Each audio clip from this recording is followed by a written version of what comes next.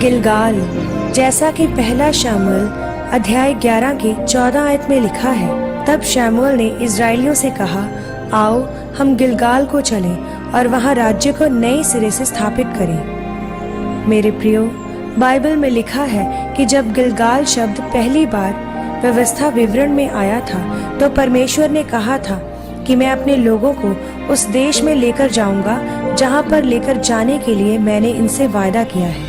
और बाइबल कहती है कि इजरायली जब जा रहे थे तो परमेश्वर ने उनके लिए खाने के लिए मन्ना बरसाया।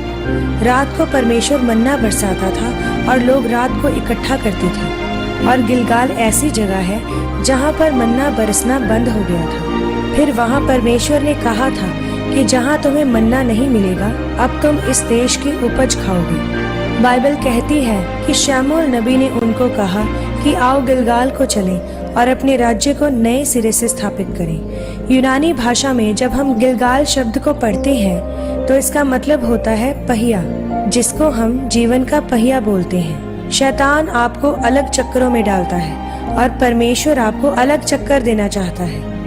एक योजना परमेश्वर की है और एक शैतान की है। अब आप किसकी योजना पूरी करना चाहते हैं, यह आप पर निर्भर करता है। दाऊद एक भेड़ बकरियों को चराने वाला चरवाहा था।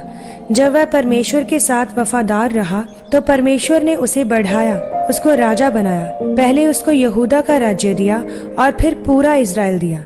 उसे राजा की गद्दी पर बिठाया। अब शैतान चाहता है कि तुम परमेश्वर के चक्कर को छोड़ो और मेरे चक्कर में पड़ो।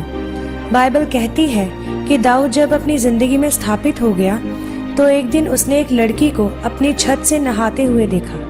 उसको वह पसंद आई। फिर उसने उस लड़की को अपने पास बुलाया और उसके साथ सोया और उसके बाद उसके पति को मरवा कर उसको अपना कर लिया। परमेश्वर ने कहा, अब तो शैतान के चक्कर में पड़ गया। बाइबल कहती है कि फिर वह उन्हीं पहाड़ों में जहां वह नंगे पांव भेड़ बकरियां चराता था, राजा होने के बावजूद फिर उसे नंगे पांव भागना पड़ा और वह फिर उन्हीं पहाड़ों पर आ गया। इसे जीवन का चक्कर कहते हैं। गिलगाल मतलब है कि अपने जीवन को नई शुरुआत देना।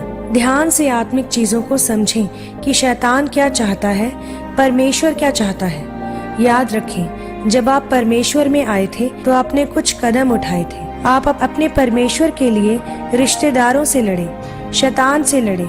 आपने प्रार्थनाएं की, आपने उपवास रखे और आप स्थिर हो गए। आपने अपने गवाही को ले लिया।